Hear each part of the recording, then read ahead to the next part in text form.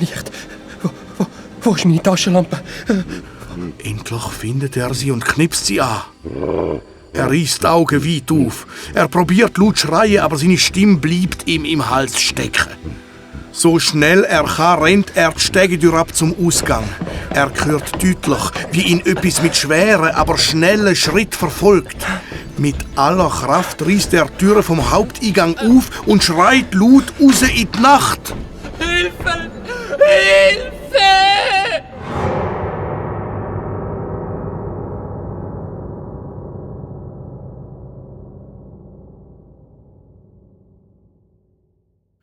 Am nächsten Morgen sitzen der Jupiter und sein Vater, der Professor Katz, beim Zmorgen und hören wie immer Radio. Im Radio wird vom nächtlichen Vorfall im Museum berichtet. Radio Schweizerdeutsch News. Gestern Abend hat sich im Hornmeier Museum Gespässiges abgespielt. Der Herr Schor, der Nachtwächter vom Museum, hat einen gar gruseligen Fund gemacht. Um was es sich bei dem Fundobjekt genau handelt, kann man noch nicht sagen. Die Polizei versucht noch immer, den Herr Schor zu befragen. Denn seit er von einer Dame, die gerade neben dem Museum wohnt, gefunden worden ist, steht der Herr Schor unter Schock. Was es mit dem Fund genau auf sich hat, bei uns hörst du es zuerst. Radio Schweizerdeutsch Wetter.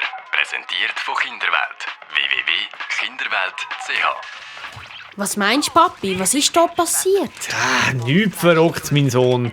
Der gute alte Seppi Schor war schon immer ein Angsthase. Der hat sicher einen Albtraum gehabt.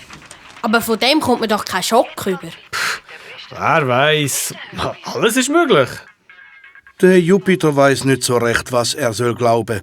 Er beschließt, ja, vielleicht sollte ich euch die Hauptfiguren von dieser Geschichte zuerst einmal schnell vorstellen. Da ist zuerst einmal der Professor Katz. Er ist im Jupiter sein Papi und außerdem ist er Professor für die Erforschung von Geister, Spuk und übernatürlichen Phänomenen. Er wohnt zusammen mit dem Jupiter auf der Burg Falkenfels. Dort wohnen die beiden seit dem Tod vom Jupiter seine Mami. Das Zweite haben sie einen richtigen Junggesellenhaushalt.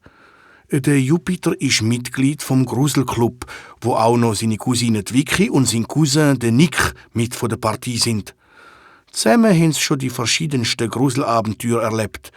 Zum Beispiel haben sie mal das Rätsel von der Villa Schreistein gelüftet. Aber das ist eine andere Geschichte.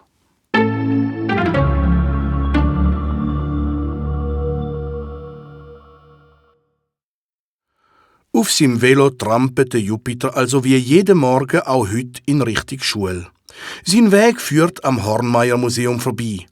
Neugierig stellt der Jupiter am Eingang vom alten Gebäude sein Velo ab und geht vorsichtig die Stege zum Eingang drauf.